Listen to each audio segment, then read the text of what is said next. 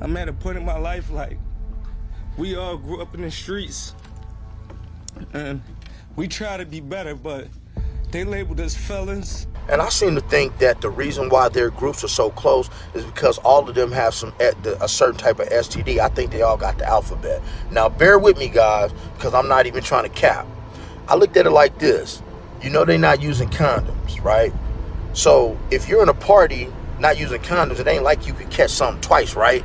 You know, so if you already got something, ain't like you can catch it again. So I believe, you know, one of my theories is that these people at these Diddy parties were so close because they all had STDs. Meek Mill's situational awareness is just low, bro. Because my thing is this, like, the feds announced that they have a video of Diddy on camera taking a male.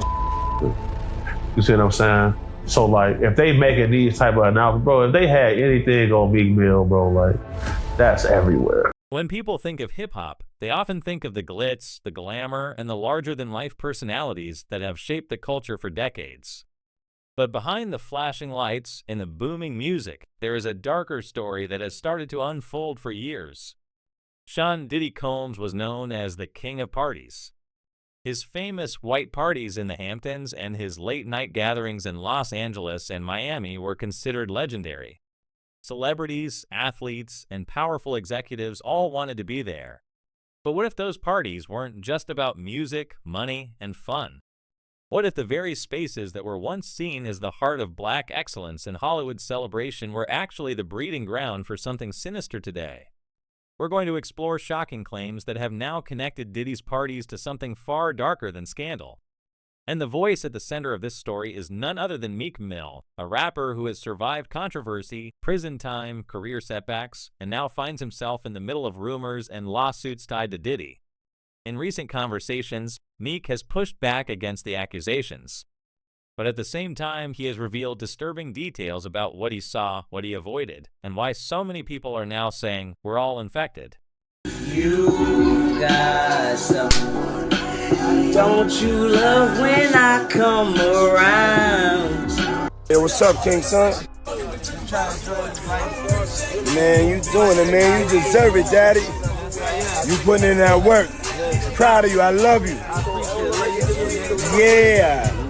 Yeah, so that's another reason why I go to the car, because you can't be that guy at the gay party getting mad at the gay dudes hitting on you. Right. You at they function. So now you gonna be homophobic in here? What? You the jerk right now. You the clown. You at they shit getting mad. They trying to see what's to you.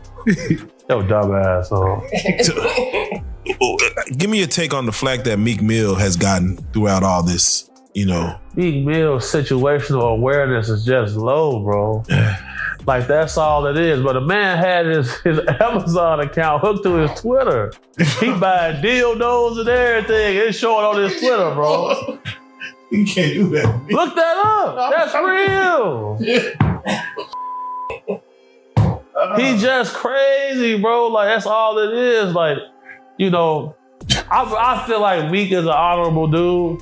He just kind of, he just don't be up to speed a lot of times. Like, Is that audio real?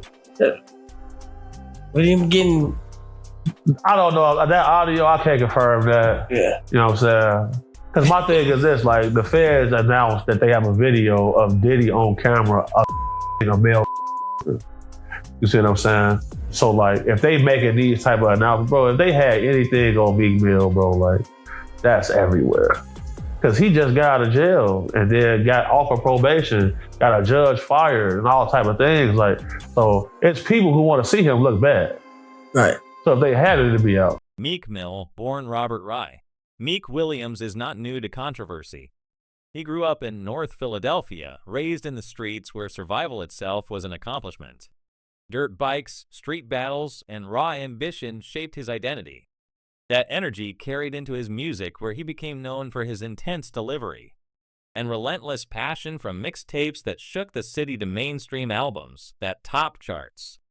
Meek built a career that symbolized the Philadelphia dream, a story of struggle, perseverance, and victory against the odds. But in 2025, Meek finds himself at a turning point. Now independent after years of dealing with record label politics, he's enjoying a creative rebirth. He's dropping new collaborations, headlining major festival like Roots Picnic, and reconnecting with his city in powerful ways. Fans feel his hunger. Again, Black Thought from the Roots even described him as the voice of a generation of young Philadelphians, a man whose story mirrors the story of the city itself. Because you missed Meek Mills. Well, he said a Philly rapper. You understand? And it was redacted in the paperwork to that because first of all, it had Meek Mills, it had Stevie J, they had redacted their names, and they had Usher, and they redacted their names and just said a performer of the Super Bowl and a Philly rapper. Everybody kind of knew back in the day that Meek Mills and Puff was a little too friendly. Anytime two rappers or two people in the industry come dressed up alike on more than one occasion, listen here, man. My dudes in Philly, I got some real strong dudes in Philly. They don't play that shit. And they probably embarrassed for the fact to see that Meek Mills, one of the street guys that came out of there, got caught up in this Hollywood, whereas that he's dressing the same shit. He dressing like Diddy? Hugged up with Diddy? I think that Lil Rod know a lot, but I know this. Two men dress alike, it's just like two men laying down. When they both get up, they both homos. And that's real talk, bruh. My man, you go to a party, dog, and the same shirt you got on, I'm taking my shirt off. I'm walking around in a t-shirt. And then, not to blow Meek Mills up out the water or anything like that, it was said that they checked his Google search and all the other shit, and he was searching for some online gay and all that other shit. Oh, wow. That's easy, bro. But listen, those are what, you know, it's crazy that money, that lifestyle, and you trying to fit into something get you. These guys never set out to do all this. Meek Mills, when he got into the game, he didn't set out to be questioning about his manhood with Diddy. But he put himself in that position. And yet, no matter how far Meek runs, the shadow of Diddy seems to follow him. Despite Meek's insistence that he stayed away from Diddy's infamous parties, lawsuits, and rumors, keep pulling his name into the conversation.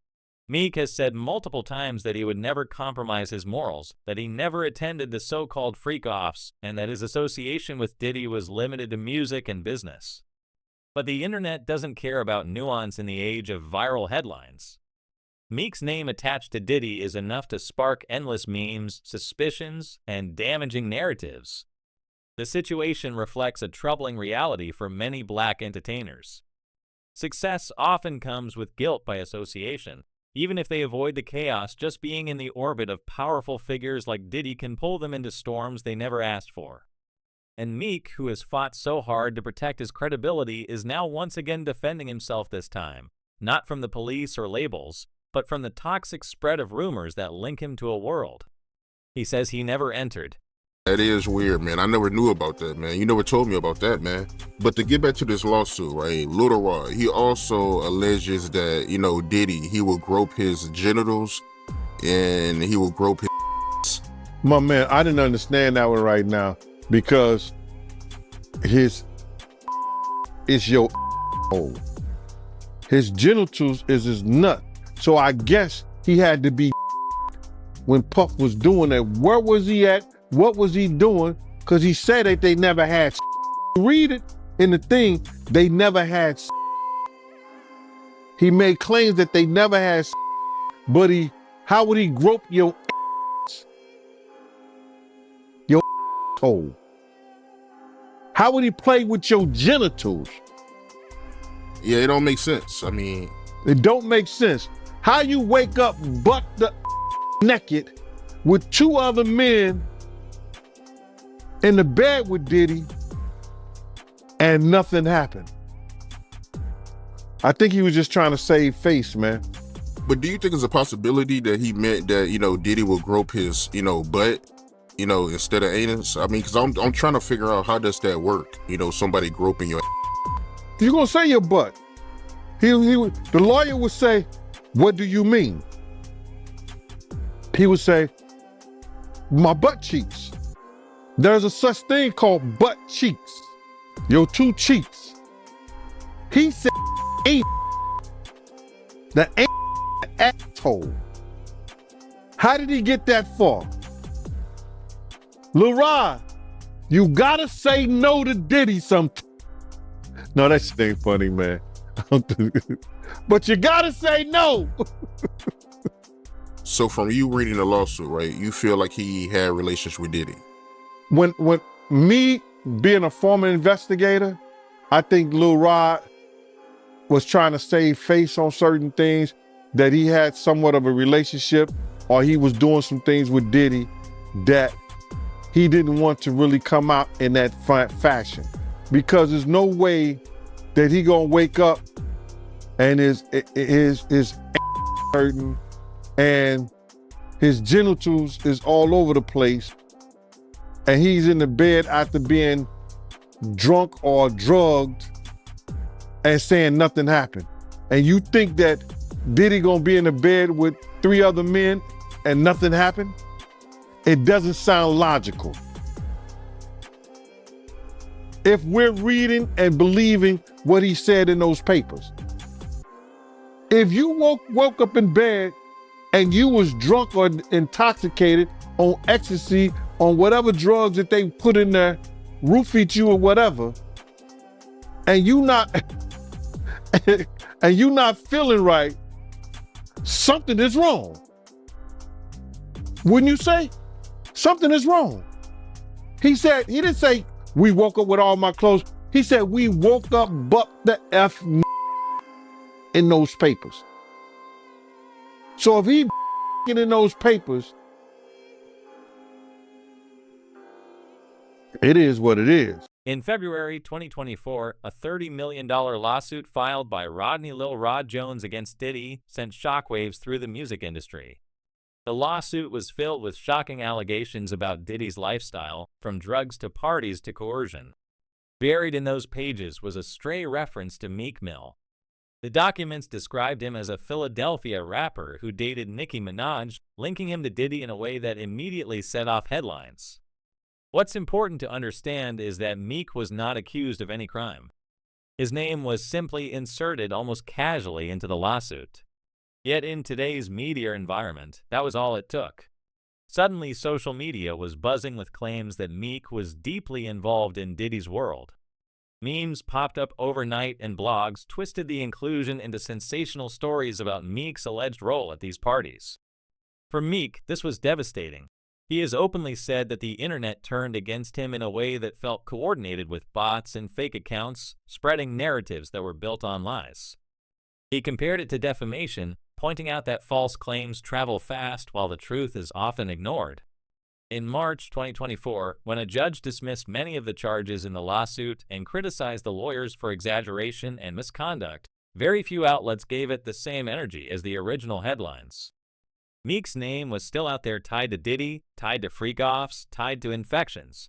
What do you think about Meek Mill wanting to hire somebody to see, what they find on him and Diddy, or if he's in the investigation and, wants to put up like $100,000 on that? Meek Mill had his Amazon account connected to his Twitter. The man on there buying dildos and it's getting posted to his Twitter account. I just purchased this 10-inch dildo. So like, I really don't want to talk about Meek Mill. You feel me? I just don't think Meek Mill is a bright guy, period. Like, I just feel like Meek Mill is the dude who will end up someplace trying to be with the who's who and be like, wait a second. I don't know what's going on. He one of them type of guys, bro. It was on his Twitter, he was buying dildos, man. So I don't know what he do. I just don't think he's that bright of a guy, bro. Like, honestly. You saw that before? Saw what? Meek Mill buying dildos. I didn't see that. Let me Google it.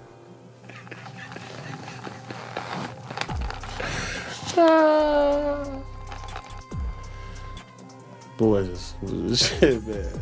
And they tricked all the females into liking these zesty dudes. So it leaves guys like me in a weird position. Pause. See, hold on.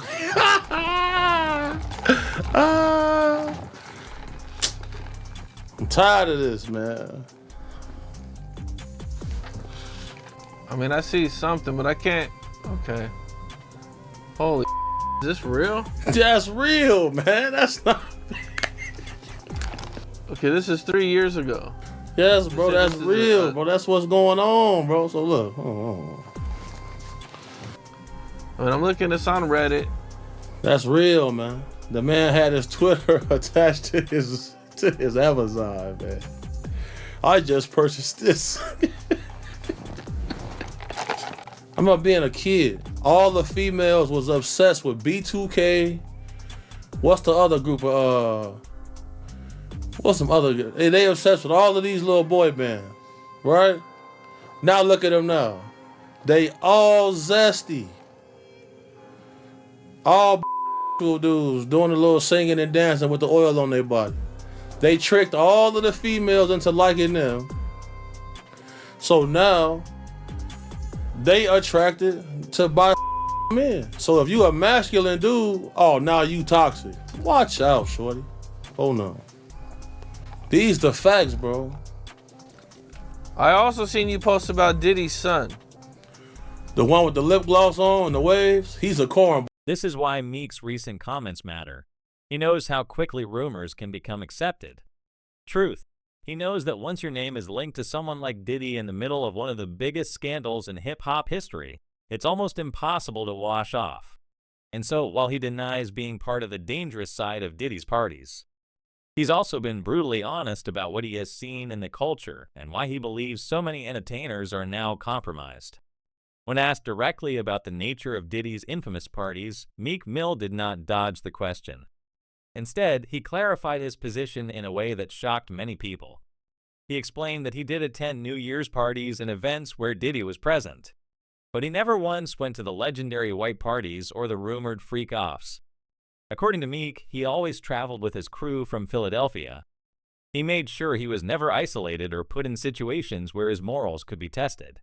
And like the Diddy, the parties, not got invited to those. He was in Cali going to a couple parties with Meek, right? And Meek told my inside man that he can't go to, what two or three parties, yeah. So he got left like at the crib or Airbnb, hotel, mansion, wherever they was. Like he couldn't go. Why? Like, yo, you can go like Monday and Tuesday you can go to this party. But Wednesday and Thursday, when we go to this other mansion party, you got to stay back. That's just coming from my inside guy. Like, this is truth. Like, you know what I mean? That party, like when they say Diddy party, yeah, a few people was around at that time. And they couldn't go. I've asked this question. But then Meek went a step further. He questioned why nobody from the black community has spoken up to clarify what really went on at those events. He hinted that the silence was suspicious, suggesting that perhaps too many people have been compromised or simply do not want to expose the truth. And then came his most chilling statement, "We're all infected." For Meek, this infection isn't just about diseases in the physical sense. It's about the infection of the culture itself. It's about how rumors, lies, and manipulation spread like viruses across the internet. destroying reputations. It's about how artists are pulled into webs of corruption, whether they participate or not. It's about how fame itself could be poisoned when powerful figures use their influence not to uplift, but to control and exploit. By framing it this way, Meek is not just distancing himself from Diddy, he's pointing to a much larger sickness in the industry, one that has been festering for years and is only now being exposed for decades. Sean Diddy Combs was the undisputed king of hip-hop celebrations.